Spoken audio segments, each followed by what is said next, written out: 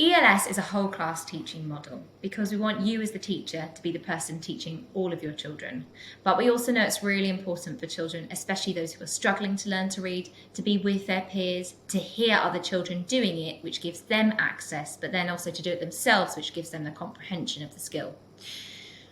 In the lesson, you need to be watching your children so that you can be deciding on a day-to-day basis who needs to be in the lesson intervention with you. And this may change. If you know that you've got specific children that are struggling, have them at the front of the carpet near you or with your teaching assistant or LSA, LSO who's in the classroom with you. Have that person that's supporting you with your teaching facing the children too, because they are another pair of eyes to spot those children who aren't quite on track with what's going on in the lesson, and can support you to make sure that those children get the help that they need to consolidate that gap right there and then. Throughout the lesson, as you are teaching, you need to be assessing what's happening, looking for those children that maybe need you to decode and blend that word again, or to support with that blending when they're doing the oral blending part of the lesson. When you get to that in the lesson intervention where most of your children will go away and do that apply sheet independently, those children who are not yet ready to go and do it with today's GPC or who you know have got significant gaps will stay with you on the carpet to complete the in the lesson intervention.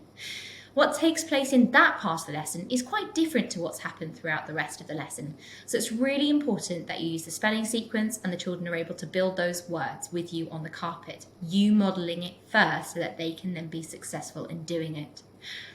If you then choose to, you can ask the children to complete some of the apply activity later on in the day. You might ask them to practice writing the GPC or to read a couple of the words or a caption, phrase or sentence, and you might ask them to write the caption or phrase or sentence that accompanies that day's learning as well. But there's no requirement for them to do this. You might like to let them do it, and they could spend 2 or 3 minutes completing this activity later on in the day.